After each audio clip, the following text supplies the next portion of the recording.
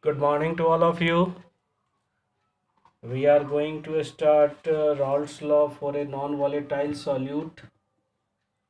First of all, we understand what is non-volatile solute. Non-volatile material are those material which will not change into gaseous or vapor state at normal temperature. Example: copper sulfate, sodium chloride, sugar. We take a small amount of non-volatile solute to the solvent to form solution. That means sugar in water. Let us see the figure A and B. In figure A, we take pure solvent, and in figure B, we take solvent and solute. Here, sugar acts as a solute. In figure A, pure solvent, we observe more and more number of molecule will change into gaseous state. In figure B, we observe that lesser number of molecule will change into gaseous state because non-volatile molecules such as sugar occupy their own position.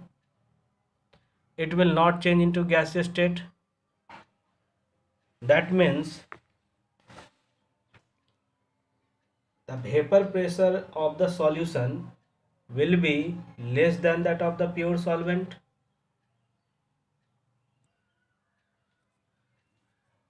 Pa equal to P naught A into XA. P equal to P naught A into XA. This relationship is known as Raoult's law. You know about. Now, at a given temperature, the vapor pressure of the solution containing non-volatile solute is directly proportional to the mole fraction of the solvent. P equal to P naught A into XA. Now, P upon P naught A equal to XA. Subtracting 1 from both sides of the equation. 1 minus P naught A equal to 1 minus XA. Now we take P naught A LCM. Then the result will be P naught A minus P divided by P naught A equal to 1 minus XA.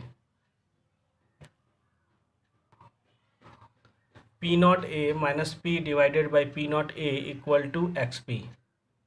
We put XB in place of 1 minus XA because we know that the sum of mole fraction of solute plus solvent is 1. That's why 1 minus XA equal to XB. Now finally we write P naught solvent minus P solution divided by P naught solvent equal to X solute. X means mole fraction of the solute. This is the final equation. Now we plot the graph between mole fraction of the solvent and vapor pressure of the solvent. We are observing that we get a straight line. It means if mole fraction of the solvent will increase, then vapor pressure of the solvent will also increase. In this topic, finally we conclude that the vapor pressure of the solvent will increase if the mole fraction of the solvent will increase. Okay, thank you. In the next video, we will read about the ideal solution, non-ideal solution.